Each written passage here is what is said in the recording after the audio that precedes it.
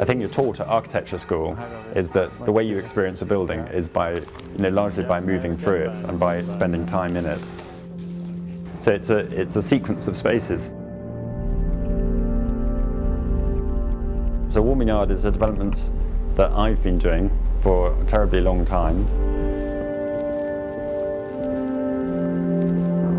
Each house has a cast concrete core, and it will have a steel staircase in each of those. And then inside this yurt is the dining room.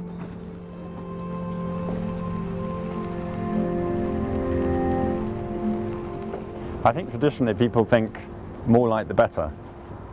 This scheme is very different. It's a Japanese tradition which I think is more about experiencing small spaces in an intense way. As you go around the house, you get these different sensations of light and enclosure. It's quite robust, but I think very, very beautiful.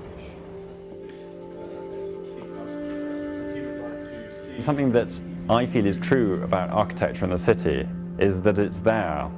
I think that's a fantastic thing about architecture.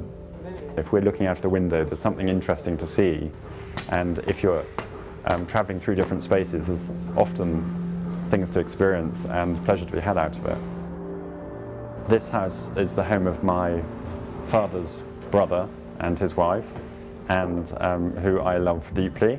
It's on a street which, at the back, they all share a garden.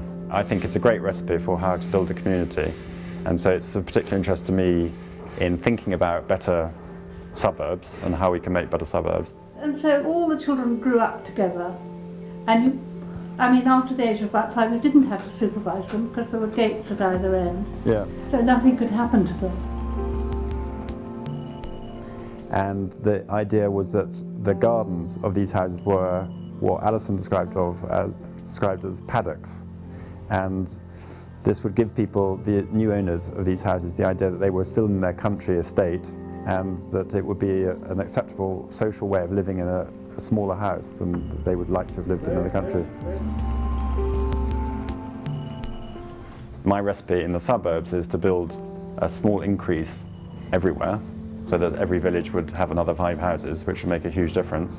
But in London, you don't really have that as an option, and you have to make the most out of all the sites that become available.